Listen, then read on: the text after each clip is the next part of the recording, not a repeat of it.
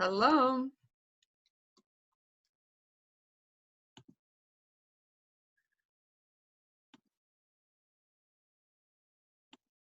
How's everybody doing?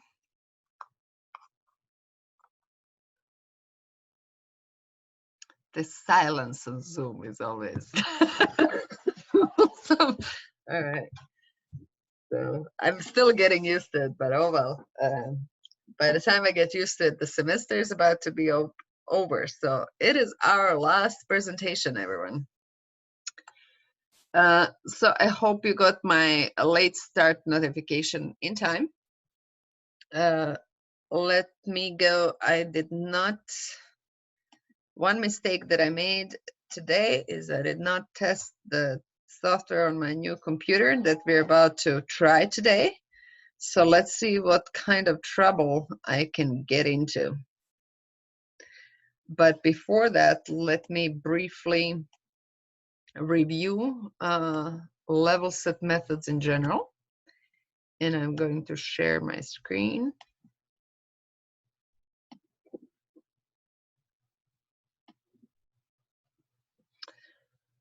All right, so we have started level set methods overviews in general, and then we're going to specialize and try it out for porous media application, and it's one of the first porous media applications. That said, level set methods are mature numerical methods that basically at this point can be grabbed, what I say, off the shelf. You can find some software library that actually implements most of the common forms of level set methods. We have seen level sets already. Those were basically our ISO surfaces, or we were visualizing level sets in our previous discussion on surfaces.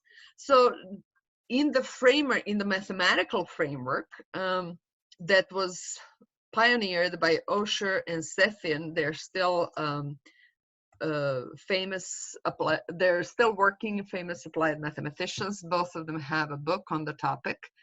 They have famously split since 1988, so there's two different books. But basically, the basic idea is the following. So if I have an interface that is denoting some physical region of my interest, then I'm going to say, okay, in this particular case, we could monitor different level sets, but the fundamental method is monitoring evolution of the interface that is described by the zero level set, meaning wherever this function that is defined everywhere in this domain is zero. So phi of xy for a two-dimensional problem is equal to zero. Now, what's inside of that interface and what's outside, I decide how I'm going to conceptualize my problem. The method itself couldn't care less. But then I'm typically looking as the region of interest, the one that is less than zero, or at least for these definitions.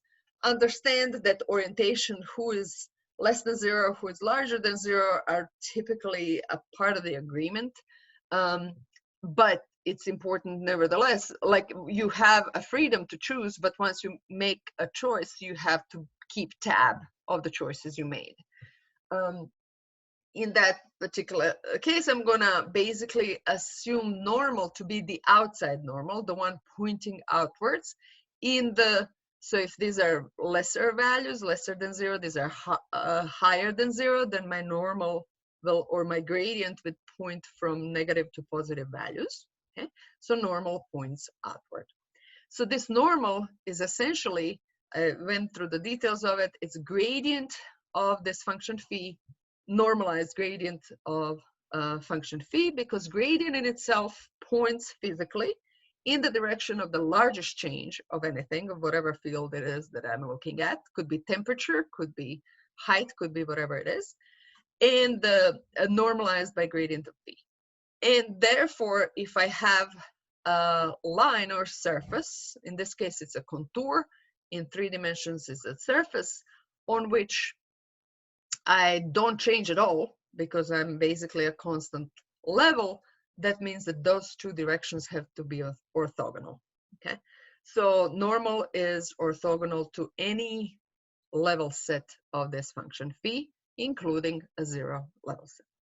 Now, divergence of this normal, and divergence is a numerical operator, even if you totally forgot what it is. For vector nx and y, divergence is partial derivative of nx with respect to x plus partial derivative of ny with respect to y. And if you have third one, you would keep going. So that's really what you need to know, is that I can calculate it. It's a bunch of first and second order derivatives of this function phi. There's a formula for it. However, that gives me mean curvature. Mean curvature has a whole lot of physical interpretation in surfaces in general. Physically, the way to think about it is that typically when I'm having a constant curvature, that means that there is opposing I'm forming an interface that is equilibrium between a force like a pressure force, like capillary pressure difference that keeps a bubble without shrinking. And I'm trying to minimize my surface area to the outside. Such surfaces are typically of constant mean curvature. And there's actually a proof on the topic.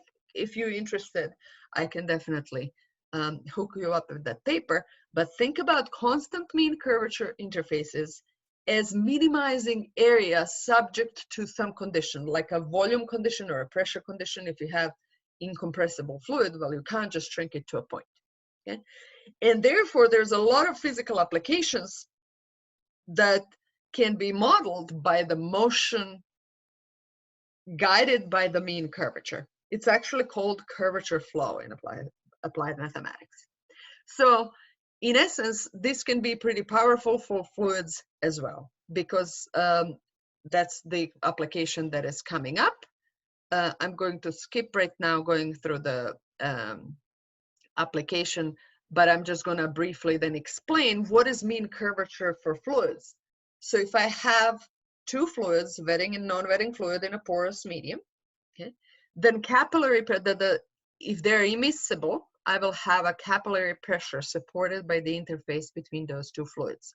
So now I'm interested in embedding that interface as a zero level set function of some function, and then looking how it evolves during drainage and imbibition.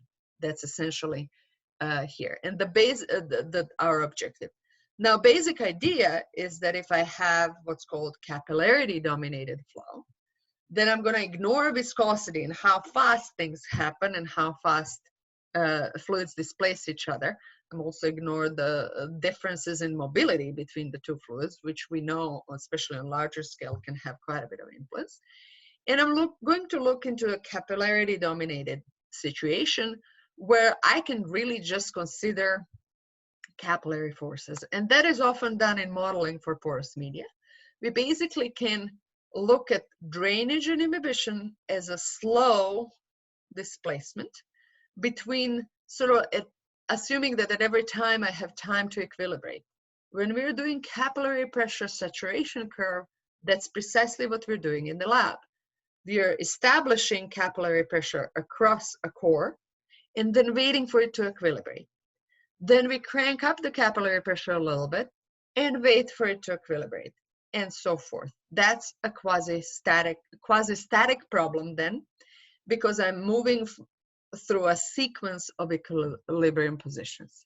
This is what we want to model here. Now, based on Young-Laplace equation, if I have time to equilibrate, my capillary pressure will be equal to surface tension, interfacial tension, sigma, times mean curvature. And this is my friend mean curvature that I know how to essentially compute if my interface is described as a level set function. Whatever it is, the formula was pretty big, but it's a bunch of first and second order derivatives.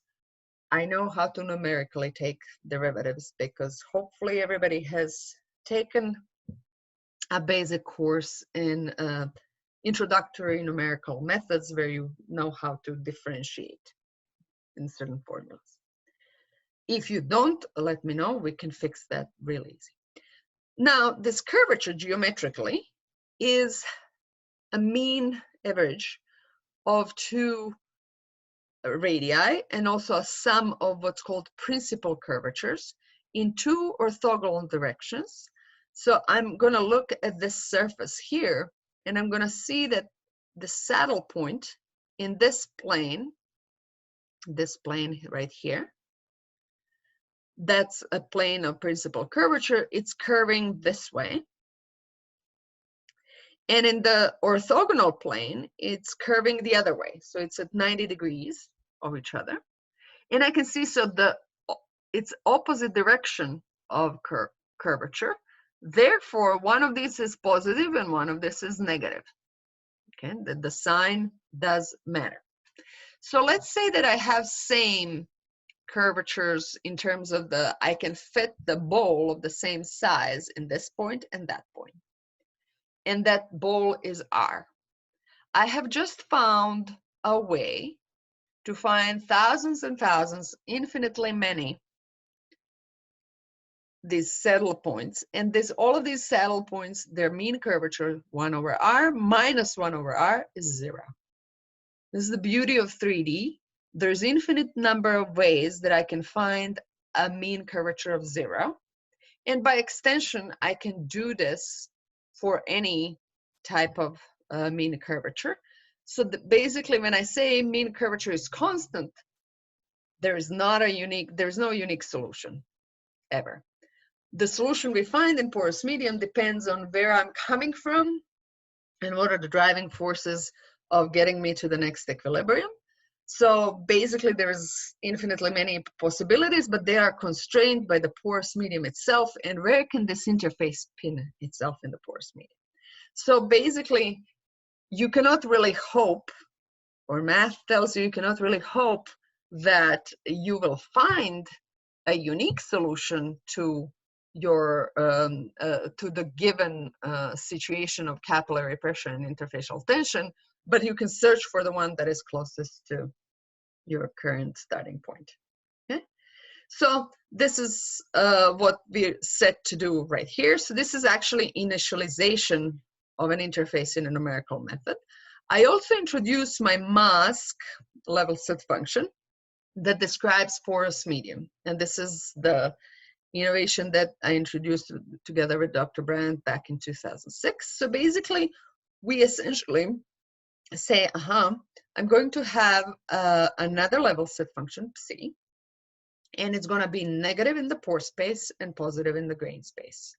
And basically, whenever my non-wetting fluid will be described by phi, my original level set function, being less than 0. And the moment it attempts to sort of enter my grain space, I'm going to slap it back and say, go back. And that's essentially mathematically done by maximum. And when you impose this as a wall boundary condition, which is, I don't know how much experience you have in basically numerical methods and implementing them, it's boundary conditions that are always biting you. And this is a very simple one to impose the way boundary conditions go. So that will also result in completely aligned level sets, especially here at this portion. And that's essentially going to give you a 0 contact angle. Excellent. So basically what I'm going to do is I'm going to march through small incremental requests in capillary pressure. I don't know what is the entry capillary pressure. This is a problem in porous media. Somebody doing the experiment doesn't know either. They keep trying until they get in. So that's done here numerically, and that's this compressible part that I'd like you to forget about the details, but basically you kind of give it a little bit of an exponential push, and you have one more parameter that allows you to basically get in. I'm just going to keep it at that. So basically there's a changing part in the capillary pressure that kind of gauges where should you start. And that starting point here was found right here is this first line, red line. And then after that, every time I increment capillary pressure, I'm looking for a constant curvature solution as per this speed function for my level set method. And I keep finding equilibrium, so that's the green one. And then I increase a little bit and I get a red one, and so forth. Okay, so I keep going until I get here to the critical point.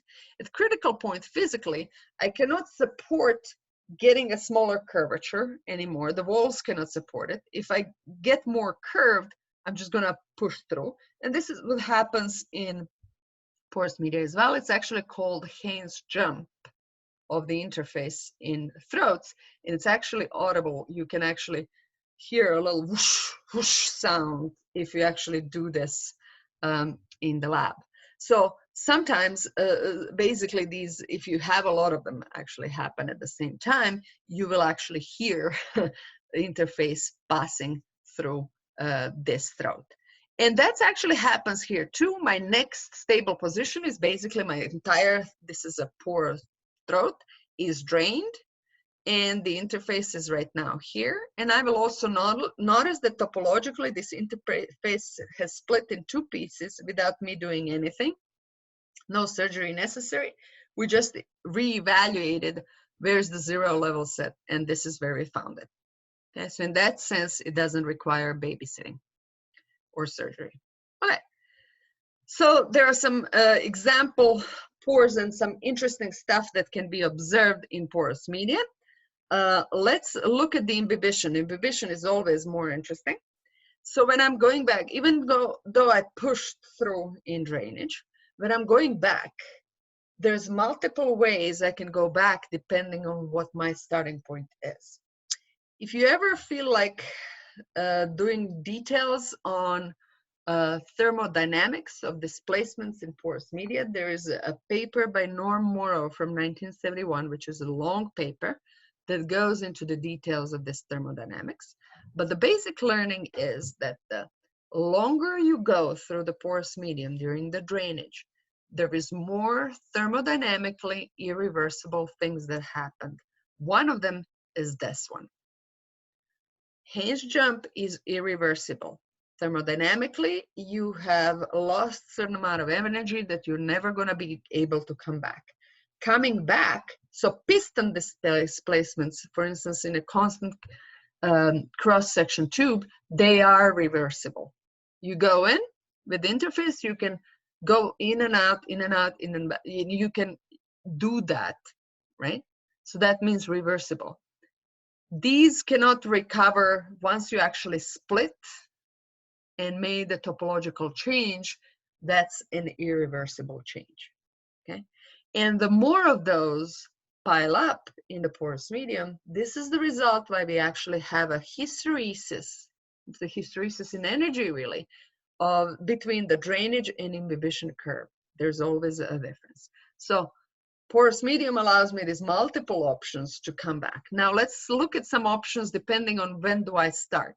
So if I start imbibing from this blue line, which is one of the drainage interfaces, right?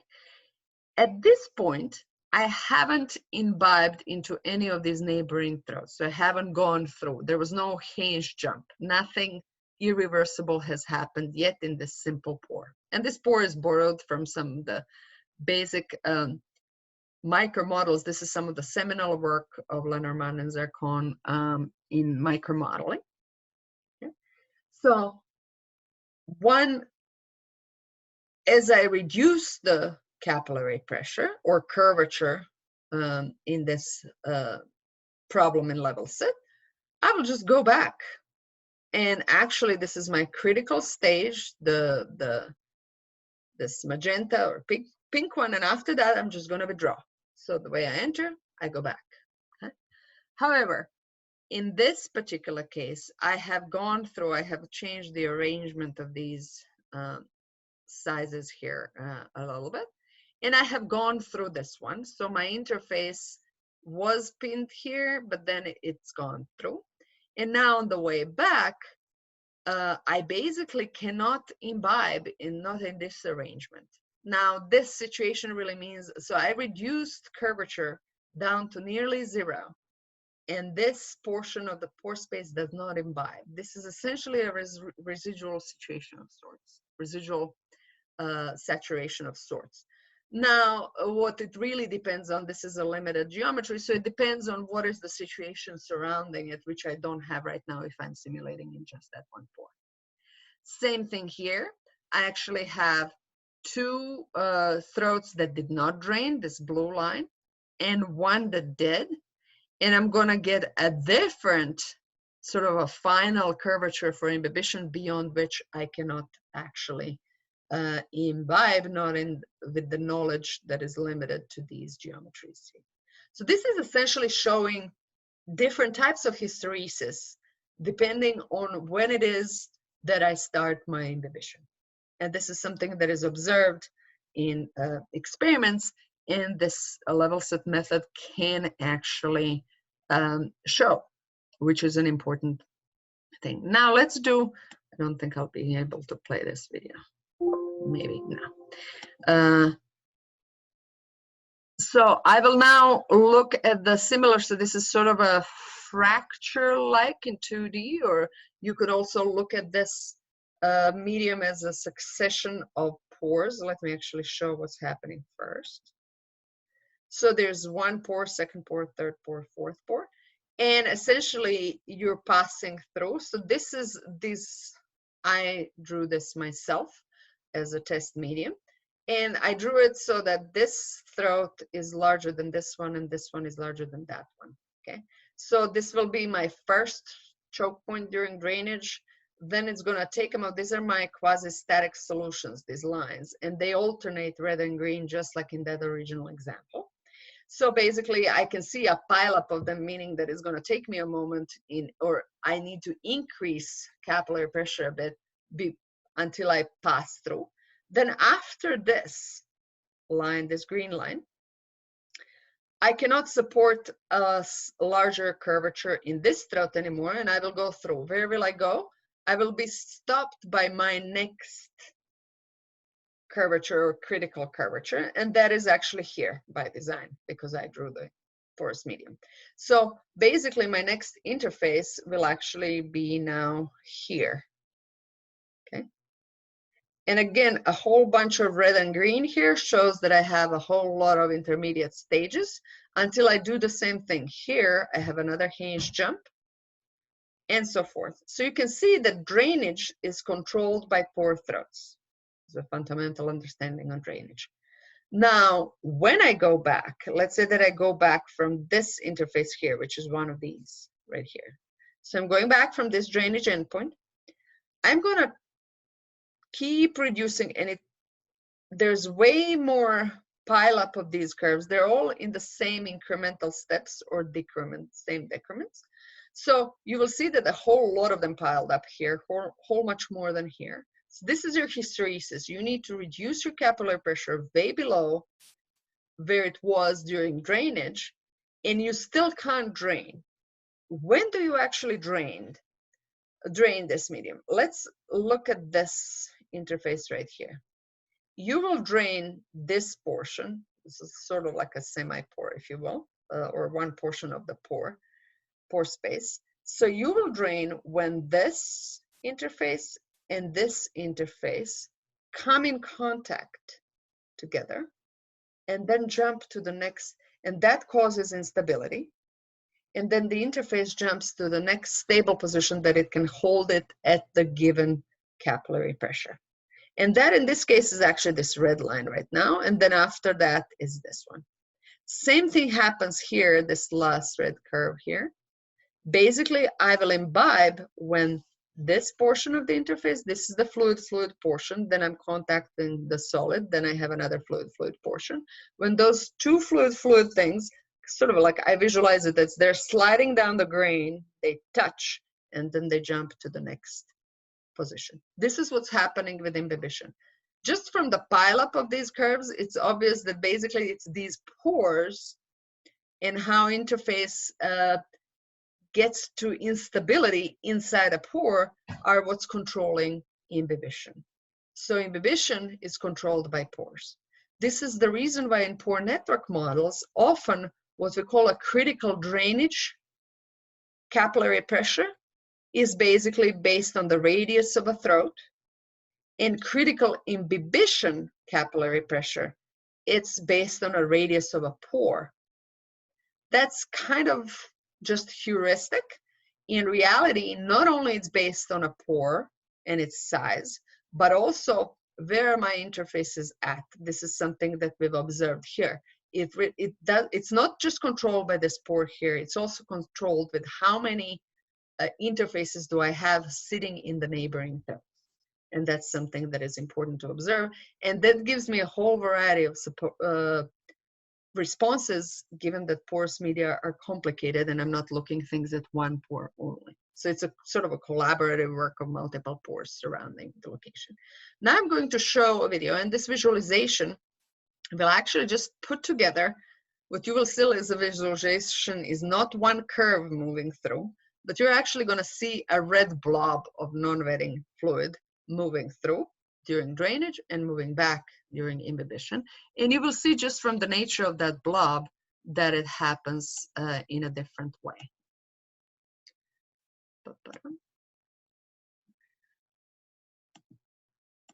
I had it open just a moment.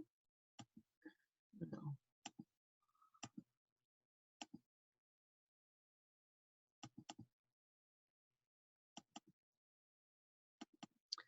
So let's see the drainage. Does everybody see the movie? So I'm going to play it once again. So this is drainage in that set of.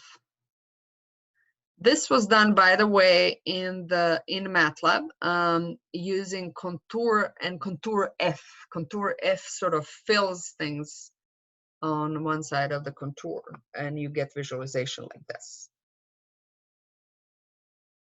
So it's a isosurface for 2D in MATLAB. Okay, escape. Apparently, forward. Okay. All right. Now I have imbibition, and whoa. This is how imbibition happens. This red grains at the end is actually air in visualization. So let me play it again. So I'm going to start from the interface that is sort of like sitting here and then reduce capillary pressure. It's going to take a moment to get here. And then once actually they start, it's kind of boom, boom, boom, and happens quickly. This is what's common for imbibition events. So that is a single, that is a 2D situation.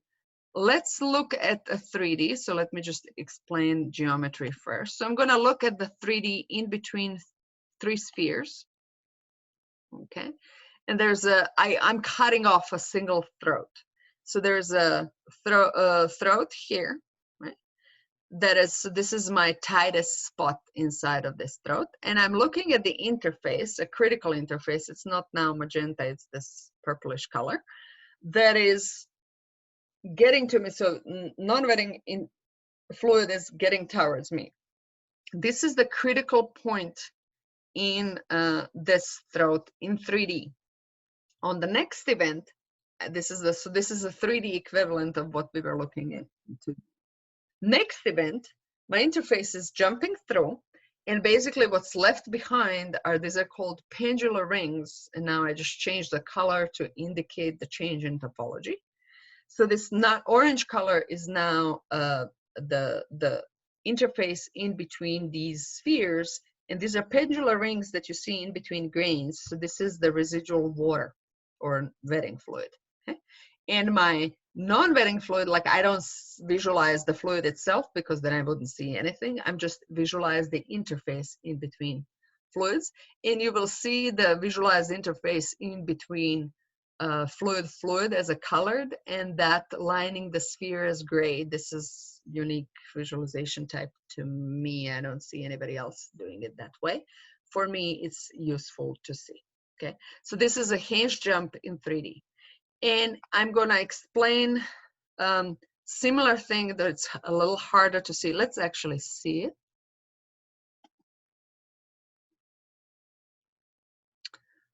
So I'm going to look at that throw drainage. Oh boy.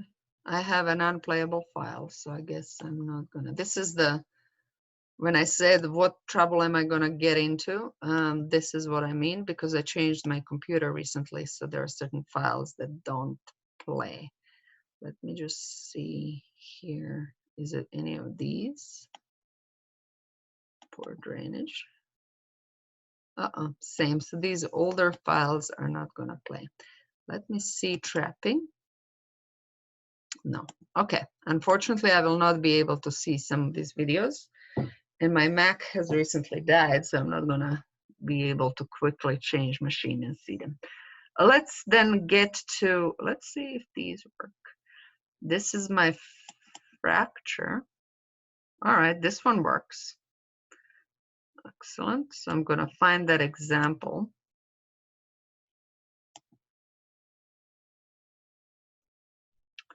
So I'm just gonna find an example fracture to show you, and then we can go back to. This is the fracture that I showed as before already in terms of medial axis, medial surface. So if you remember, there's this fracture. This is one of the cross section in it. It's a fractured carbonate, though this is actually a sort of a dissolution feature. In any way, it's fracture-like. So this was an image that was done at 3.1 microns. And you see not only fracture, but also vugs. And there's one portion of that medium that I decided to subset. And basically it has a vug behind in this medium. And then there's like this fracture that it kind of like goes into multiple directions. So let's see how drainage looks like in that. So my non-wetting fluid will actually enter from behind. And again, I'm visualizing only non-wetting fluid. Red portion of it is fluid-fluid interface. Gray portion of its contact on non-wetting fluid and the rock. And you will actually see, so see this snapshot right here. You will see the red portion here is the interface in the fracture. So that's basically how I'm curving in sort of a fracture-like setting, is this red portion here. These little red patches is basically interface trying to get into a surface groove or a surface roughness. Base roughness relative to the image here. And then even though this is a fracture, it still has a complexity and change in apertures. And because of that, it's going to actually trap fluids. We normally don't assume fractures trap fluids, but if they have contact points or roughness, they do. And during imbibition, you can actually see what I typically turn and capture these blobs, residual blobs, and change color in them so that they can be visualized. So these disconnected blobs are blue.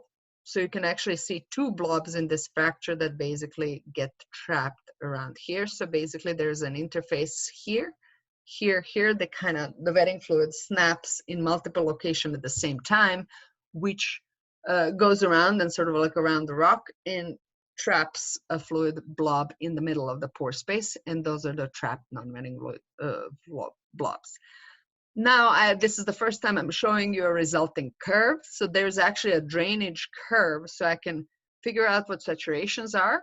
I know what is the curvature, and I can multiply it with the interfacial tension for this type of medium.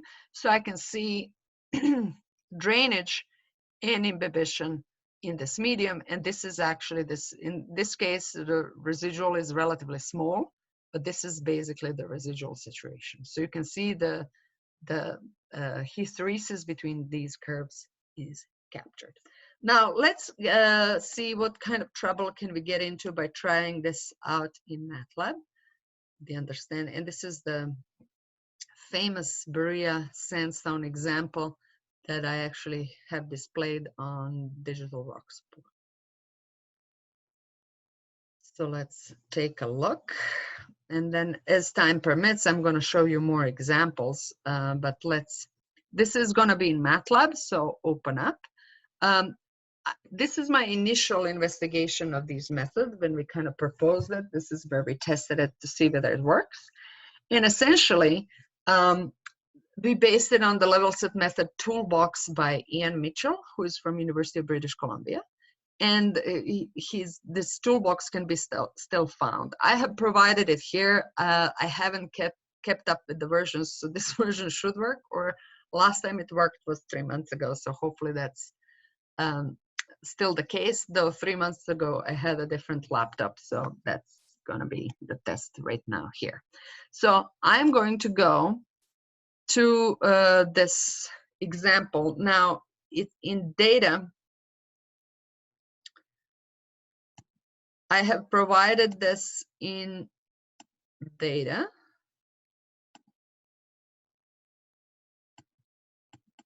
There should be code toolbox ls-11. Do you still know where that directory is? And can you please let me know if you can download? And if not, let me know and I'll share.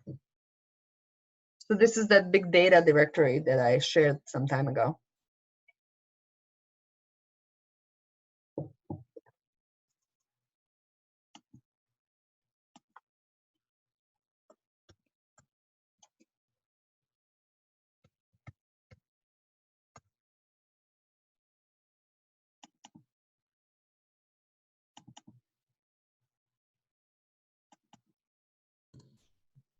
I think the link may have expired or something. Okay, because it's not working on me. All right, so I'll send it again. Whoa.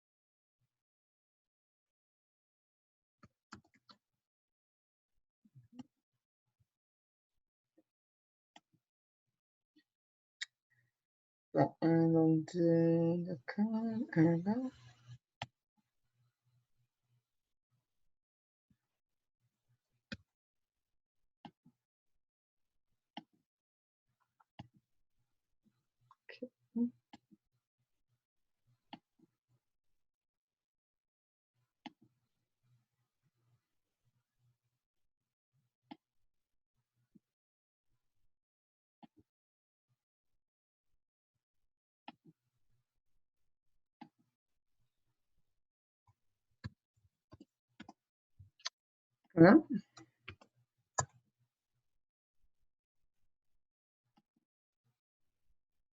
All right.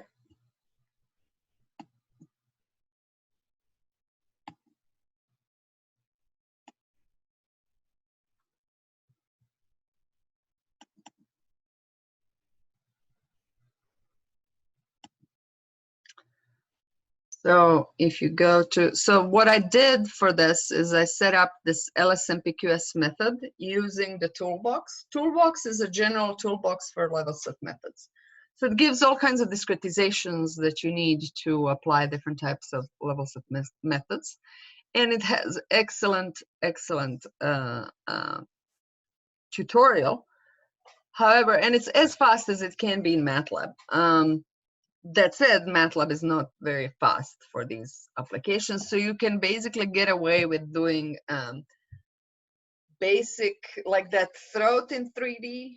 Right now, it's possible to do in MATLAB on a computer. Back in the day when I was developing the method, I developed 2D with this LevelSet. So all of the 2D applications like that, Lenormand and Zarcon examples and so forth, those are, we're going to try out some of those I did in 2D, and then for 3D I had to go to Fortran and C. So that's essentially what's now possible to do in series on a single machine.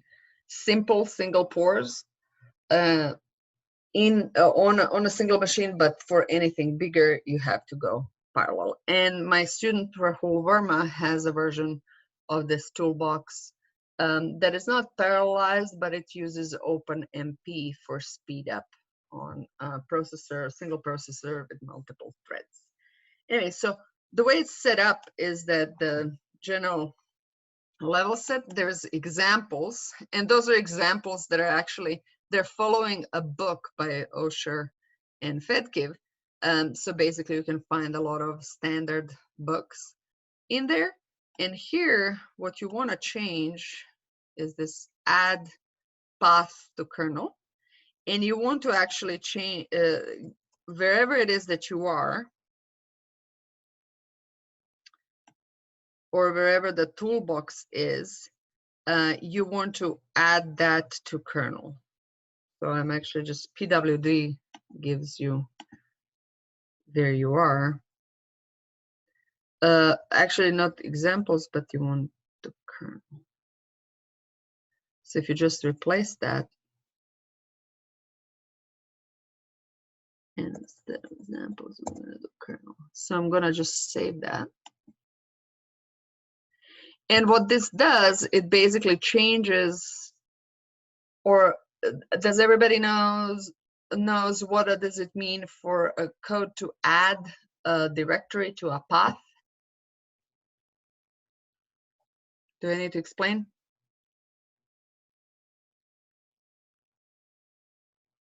I'm not hearing the feedback, so I will explain. Basically, path, or whatever executables are there and are supposed to be known by the system, they're supposed to be on a path. So there's a system variable called path, and on different systems it maybe has slightly different name, but the idea is the same. And essentially it has a list of directories where the system is looking for executables. So what you're doing here, and that you can do in, this is a MATLAB type of command, you add this directory here that has a kernel is where the code is, you're adding that to the system path so you can execute things. That's basically. Path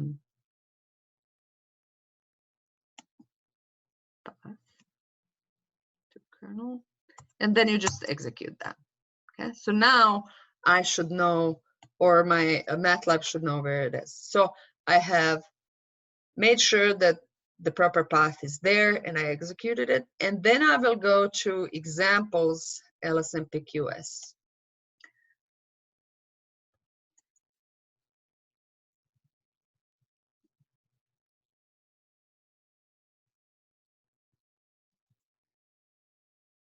And there is a 2D pore, 3D pore. I'm gonna go to throw 2D first. And technically, there is a run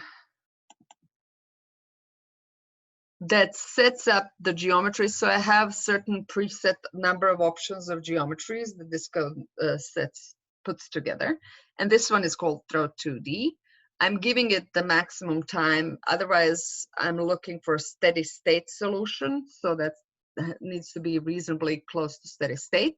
If your time is too small here, the maximum time, then you might not reach it. This is my step in curvature. I'm setting it to 0.2. Discretization is 0.04 relative to, we will see spheres. Those are spheres of radius 1. And I'm putting that initial position from which to push into the porous medium at 5th voxel from the boundary. That's essentially, and I'm calling this drainage a forward model. Back in the day, I referred to it as a forward and backward model, so that remained.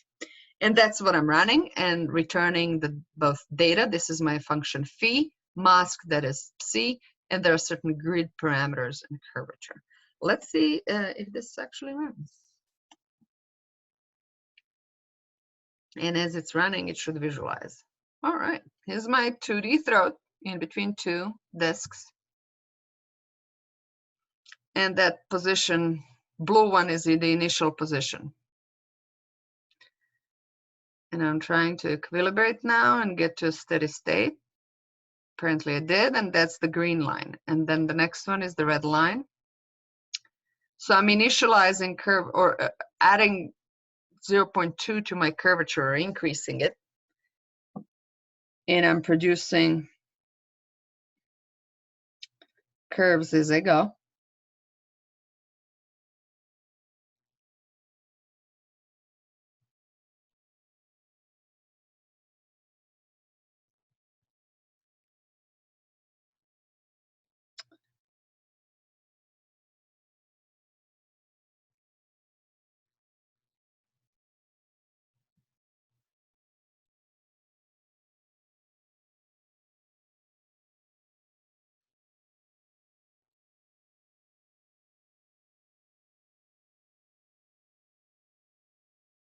All right.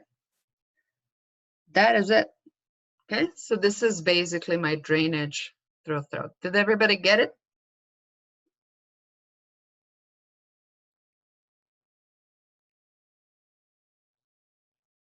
Yes? No? Maybe?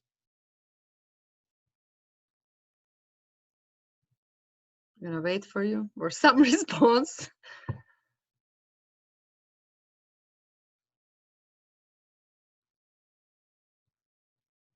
Finish my tea.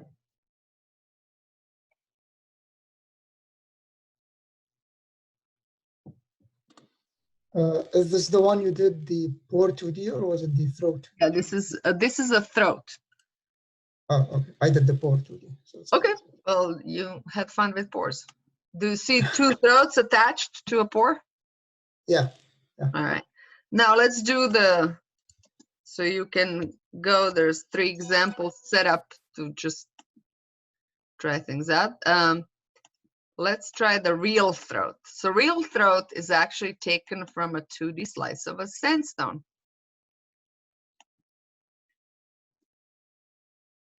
Oh.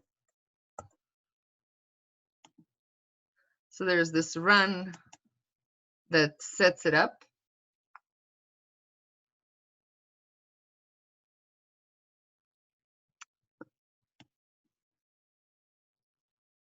Hang on, so you can see the geometry that is a little more realistic. And because it's a little more realistic, it takes a little longer to. Okay, so this is my first step, or first equilibrated.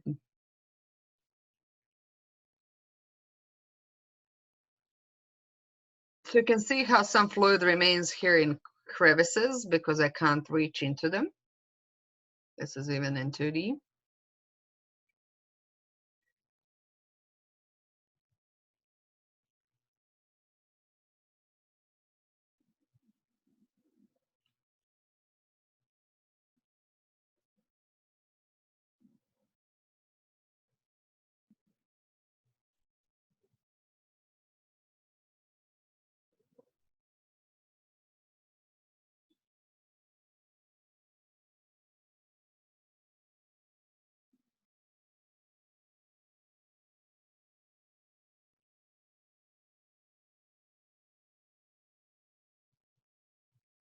And now it's about, when it takes longer, it's kind of moving through further, so it has harder time stabilizing.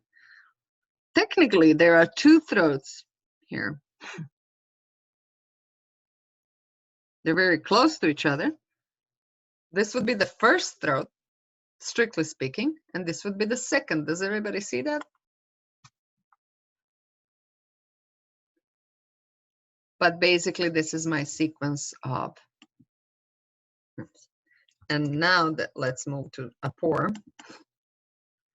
So now I have geometry. So this is a pore, and there's a throat, and there's a throat. So we looked at into these individual throats. And this is my starting point. And my next one.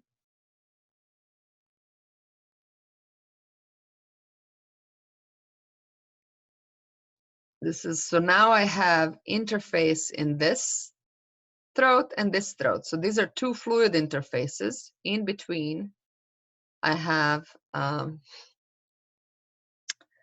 solid fluid interface. And these two are now, so this is the splitting that I referred to that LevelSets method just deals with.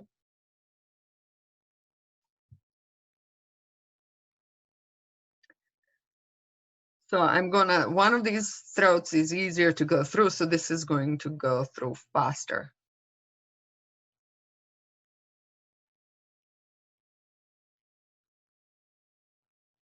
Or sooner, rather.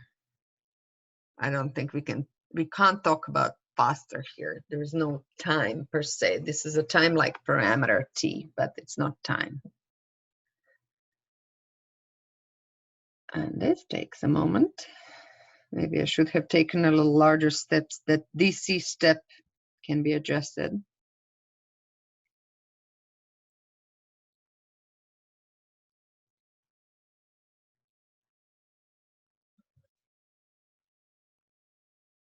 So these are 2D simulations. So yes, this is pretty complex in 3D, but you can actually push through something on a regular type of machine that is, say, in 3D 250 by 250 by 250 with this method.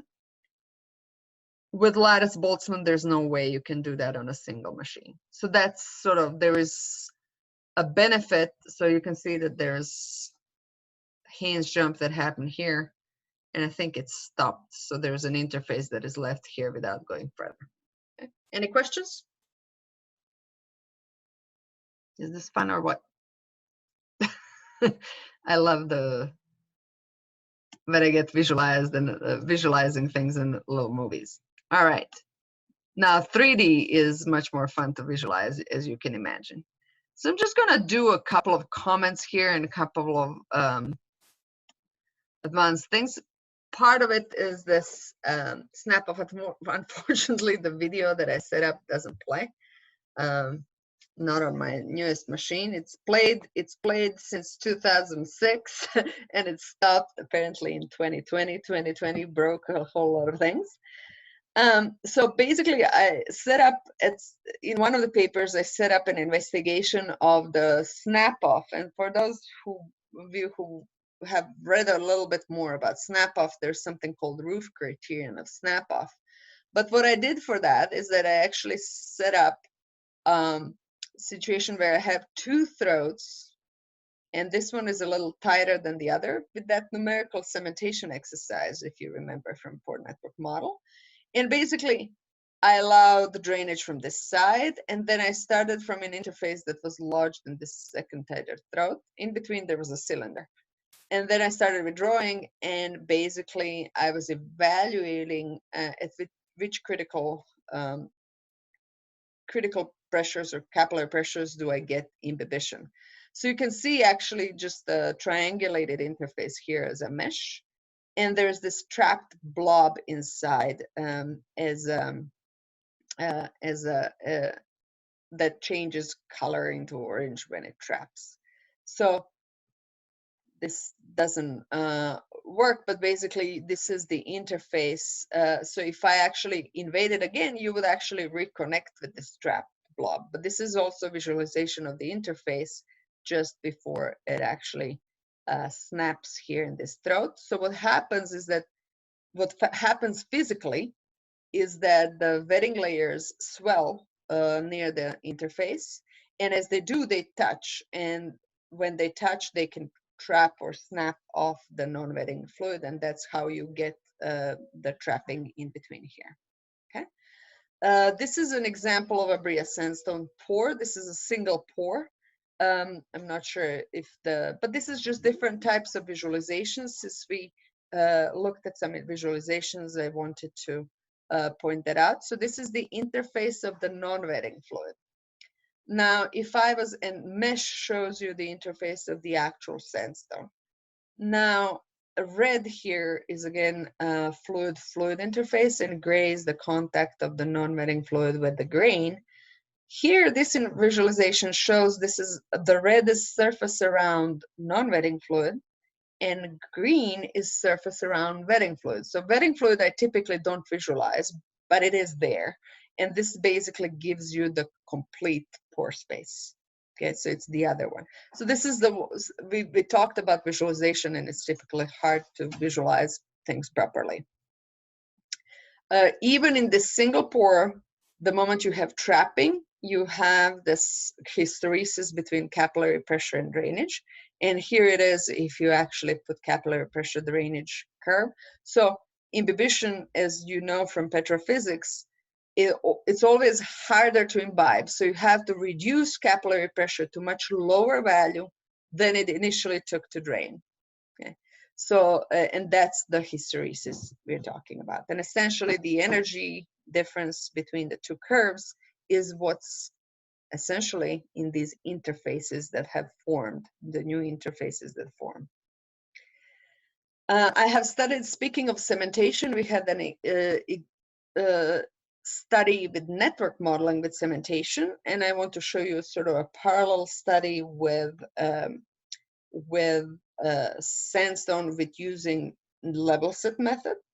So here I wasn't bound to spheres. LevelSet method in itself doesn't know whether you have spheres or not spheres. As long as you have a LevelSet function that describes the pore space, you're good. So as long as you know how to segment your grayscale image, you're good. You can start from that. So this is what I did here. The original grain space is showed in gray, and the rest of it is in white. And then I numerically cemented. So I added a layer of cement sort of equally to all sides. And as you do that, you also get this merger of the cement growth, and that will cut off some of the pore spaces. So here you can see the interface after cementation is in red. So you will see that basically here, this portion of the pore space has been now cut off from this portion. So I did a sequence of this numerical cementation exercises. Note that proper simulation of cementation as a process, which requires coupling of flow and concentration gradients, as well as are they precipitating right now and how are they building the cement. That type in 3D is pretty elusive right now. It's computationally expensive. So there's a lot of 2D studies. In 3D, they're pretty limited. So this numerical cementation, the simple kind where I'm putting what's called isopacus cement that is everywhere the same, it's sort of a cheap way or cheaper, numerically cheaper way to study cementation and its influence in sandstone tightening up. So this is my numerical tightening of a sandstone. This is the surface of a 20%, and this is a Castlegate sandstone. This is actually now on DigitalRocks portal. I should change this link. In the meantime, it has moved to DigitalRocks portal. And this is, so you can download and work with it. And this is a 10%. This is how medial axis looked like of the original, and this is medial axis of the tightened version. Okay, and it's more red because now my grains are closer to the center of the pore spaces shown in medial axis. So this is the interface, gas-water interface. As you're, oops, I cannot.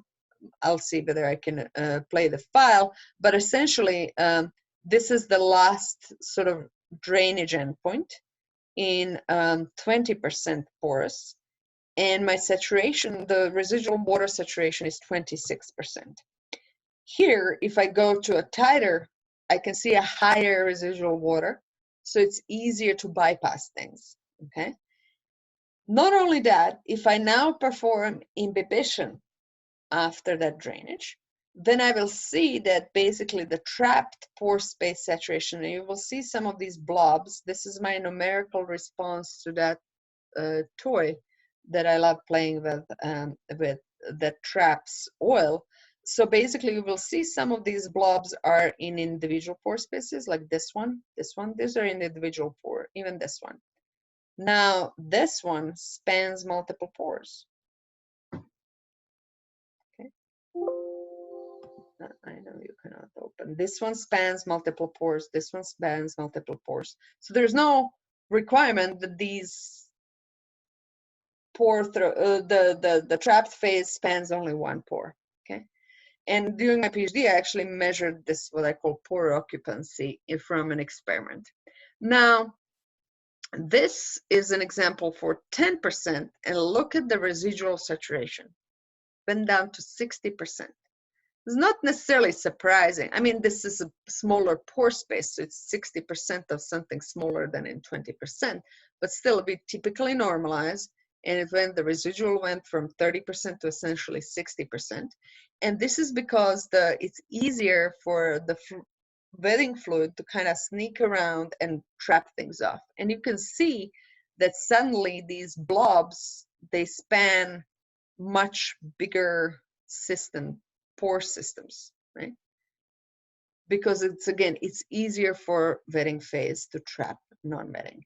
And this causes blockage, so it's also much harder to produce these tighter sandstones. Okay? Now, if I put this on curves, not the log scale, so this is actually a sequence of 10, 15, and 20%. So you will see as I go from 20%, my capillary pressure curve is right here. Then I go to 15%, and it's much harder to drain. So that scales with the pore sizes, right? And then during the imbibition, I have a higher, this is the residual of about 30% right here. This is the residual of about 57%, or no, this is 43%, and then 57% or so for the 10%. Okay? So this is the residual. So both residual water and residual gas at the end of the drainage and imbibition respectively go up. And this is just by looking at intergranular porosity that is captured in this model. Any kind of microporosity that might be within the grains that is typical for a tight gas sandstone is simply not considered here because this method is on 1:1 scale. Okay. So there's more geological study there about the changes in interfacial tension. They were not super striking, so I will not go into this example, but I worked with the geologists in basically that said that over time, there were changes in interfacial tension, and there are models that describe them. And basically, if I have that same, if I look through the lens of Young-Laplace equation, then changing interfacial tension can technically send me into an imbibition or drainage cycle depending how does this interfacial tension change. So we took those predictions and created imbibition, drainage, and imbibition cycles to see what the residual fluids were at different extrapolated cases. Okay? So if you need to, if you want to look at more, there's a paper from 2013 on the topic. I've seen the carbonates, and then there's multiple other situations. This is my fracturing of the sphere pack. So Javier, please don't hold me accountable for the quality of this fracture. I just separated the sphere pack and I kept a bunch of contact points. So I had the fracture in the middle of a sphere pack and matrix nearby. But I was playing with it. This was done in a SPEJ paper. So what I was playing with it is trying to imbibe and drain parallel to the fracture and orthogonal to the fracture. And because I sealed things around it, of course, if I was going parallel to the fracture, I would first drain the fracture, then I would start draining. You see now draining into the sphere back, into the matrix near this fracture. And then during the imbibition, since I sealed things on all the other sides other than these two cross sides, I would see residual in the matrix. And those are these blue blobs. And you can see that some of them span. Now I don't show the sphere pack anywhere, so I don't show the grains. So this is my trapped non-wetting phase at the end of the imbibition. However, if my direction of flow is across the fracture, so I'm first going through the matrix, then I'm going through the fracture, then I'm going through the matrix again, and I was sealed all around, then essentially I'm going to trap everything in this fracture. So I'm going to have trapping both in the matrix and the fracture. And this is something to contend with. This is not just fracture, but any kind of heterogeneity. Depending on how you approach it, are you going parallel to it or across from it, you will see trapping differently. And you can, of course, then look at the drainage curves and their difference. And I'm not going to bore you with more. I also looked into, just for fun, layered media, and same thing. I will see different types of behavior if I go parallel to my more permeable layer. This is like a propped fracture, or orthogonal to it. This was what we refer to as LSMPQS 1.0. There is studies now about contact angle and getting a contact angle other than 0. This was PhD work of Rahul Verma in my group. He graduated in 2018. And there's an entire PhD thesis and a couple of papers you can look at, but I'm just going to point out that you can actually request on a surface to have a surface to have a contact angle. So in this case, I'm going to have a contact angle on top that is 10% and 10 degrees and 80 degrees on the bottom. And you will see that the interface will line up accordingly. Two things that you need to numerically look at from the point of a numerical method. I have to intersect my solid surface a little to form this angle. There's no way around it. Otherwise, I'm going to have a cusp in the interface, and that is not differentiable. So the numerical method will not take it.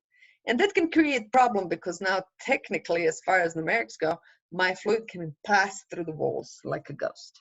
Now, so how to keep this down to very close to the surface becomes, here it's not very close in these examples. The second part is that, so here is a mixed wettability example where I can say, oh, okay, it changes, my angle changes from 60 degrees to 30 degrees. This is all great that you can specify. The key question right now is the method in itself cannot tell you where to specify what contact angle. You have to have that knowledge. So the method can take these contact angle variations to be spread around the porous medium, but it's just a numerical method. You have to know how to specify it. And data of how to specify it and what type of surfaces I'm in contact so that I can do that is just now emerging through imaging. Okay? So that's something to, as numerical methods improve, they can take greater variety of cases, but you also have to have input data for those cases, or otherwise just distribute randomly. Though if I know anything, nothing's ever random. Okay?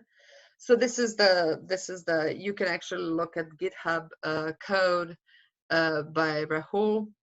This is this LSMPQS, we call it 1.0. So he actually started in MATLAB, but all he could do is this rhomboidal pore arrangements from Mason and Morrow in '94, where there is experimental measurements, and basically verify the contact angle method using those experimental measurements. And there's also an analytical solutions in there.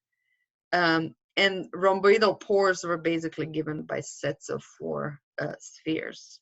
So they're really rhomboidal throats, if you think about it. So you can see the interface inside this throat that is either, this case is here, or if this rhomboid is a little more open, then you get something like this. So this is something that was used for validation of the method. And again, you can set 10 degrees, 80 degrees, whatever it is that you want, as long as you know where to set 10 degrees, where to set 80 degrees. Okay? So in this fractional wet example, we saw that we put 2 spheres to have 10 degrees and the other 2 to have 80 degrees. Okay. Whoops, this is now old, but LSMPQS is now available if you search for Rahul Verma on GitHub. Okay, and there's a link for GitHub as well as his PhD thesis. I'm going to stop here. and say as much as, because I could keep going, this can have some cool extensions. You could do fracturing. This is hard to verify though, but basically this is a combination of LSMPQS and a DEM type of a method that can actually show things opening as you increase capillary pressure. But that's extremely hard. I have sort of a study paper, a basic study paper on it, but it's hard to verify and it's hard to put together in terms of computational time required to run. Okay. So in summary, these level set method modeling, you get lots of details on pore scale. It can handle complex interfaces. Possibly there's too much detail for a liking. That's the thing on pore scale. And you can get spatial distribution of trapped phases that can match those seen in experiments. So this is now emerging simulation in general. This is not necessarily just LSMPQS. One can study it with different types of methods. And one can study cases like directional anisotropy and so forth that normally are a little harder to zoom into with an experiment. The conventional imaging is rather mature, but these algorithms need to adapt to multi-scale challenges. So I can right now computationally handle one scale, one length scale. If I have different types of microporosity that could contribute, that can get problematic, okay? And any simulation is difficult on multiple scales. Are there any questions?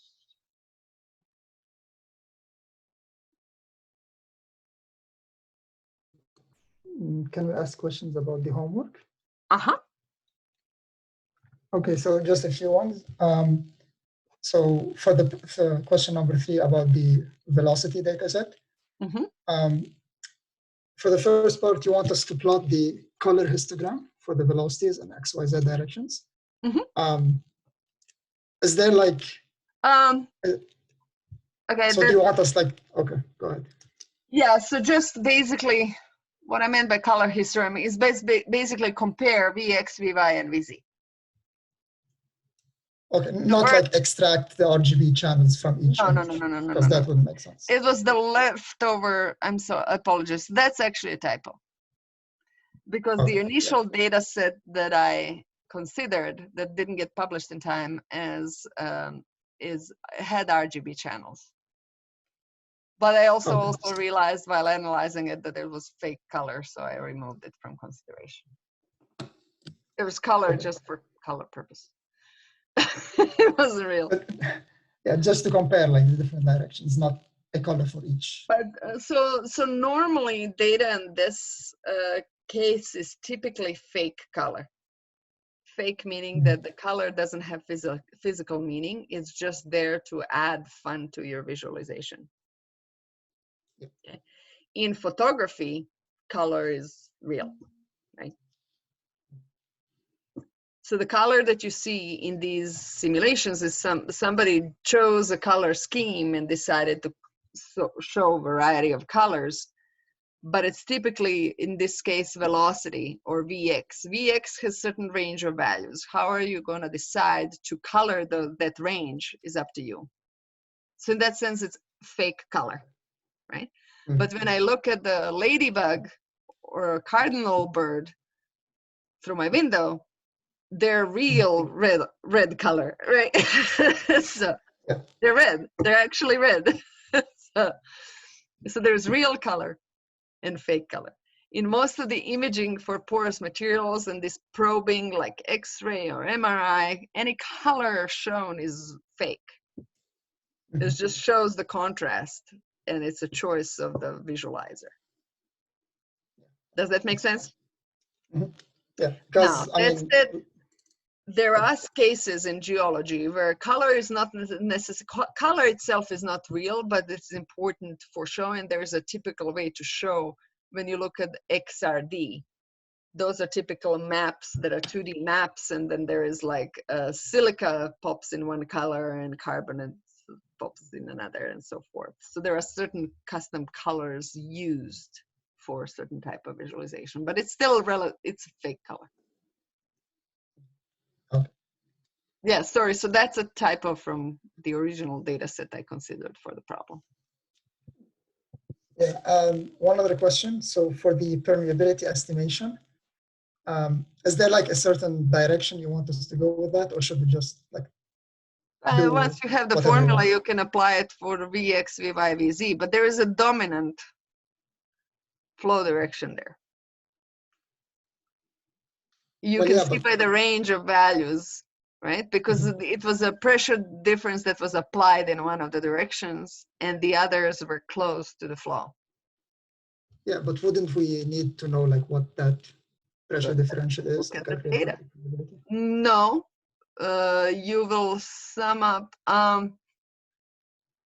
velocity will give you a flux. And we have So the I area of guess flow from the mesh. compute the flux. If the information is not given on the dataset website to scale that out, then just compute the flux. It's in the paper somewhere, but there's no need to dig it. I just want you to kind of go through the motion of computing that flux because that's how you effectively find these numbers. Yeah, because I mean, Just I some was thinking of numerical value, and whatever numerical Mhm. value was applied was kind of fake anyway, because technically Okay. whatever pressure differential you apply, it's going to scale out. Mm. So it's So, in the paper somewhere in there. but as you were saying, as there's one velocity that is dominating Yes, the flow. because the So, other sides were sealed. That's a so for typical example, thing. if we were to run a simulation on this, should we get like a resulting velocity vector out of all those three, and then we can find the average velocity for the when we do going to do the integral? If you're interested in average velocity, yes. I mean, that's essentially linearized flux. It's your average velocity. But it's in X, Y, Z directions, right? So it's going to be dominated by the applied direction. Is that the question you have? Yes, it was. You can compute all kinds of things. You have details of the velocity field. Right? And that's part of what I want you to kind of get an insight. It's I treat simulations as a zoom into something that is hard to probe experimentally. We can probe more and more experimentally, but it's the simulations that give you sort of like, it gives you ability, a better ability to turn something on and off, if you will. Mhm. And that's benefit of simulation on any scale. So basically you can give me your final reports anytime by the end of the finals. Okay, so that's basically going to be your final. There's no final scheduled. There's completing the homework and then the final reports. Just, I don't know how your final schedule is. As long as I get that final report sometime by the end of the final, that'd be great. Should we schedule like a Zoom meeting with you for like a quick Yes, presentation of results? yes, yeah. As I receive it, I'll ask you to present it.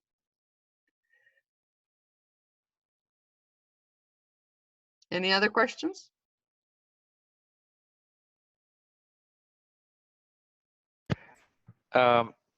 Maybe if you don't mind, I will send you an email with some questions after I review this topic of today. I think Yes, I not still a need to problem. digest it. Sure. Just watch out. I can talk at length about this. This is a topic close to my heart.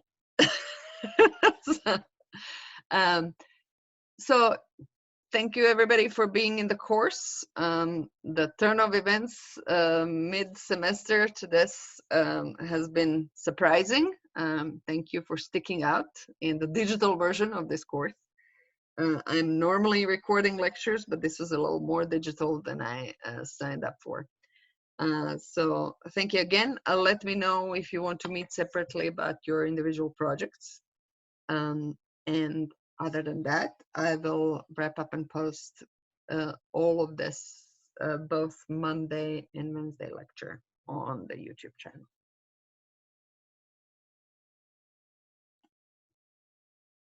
Thank you very much.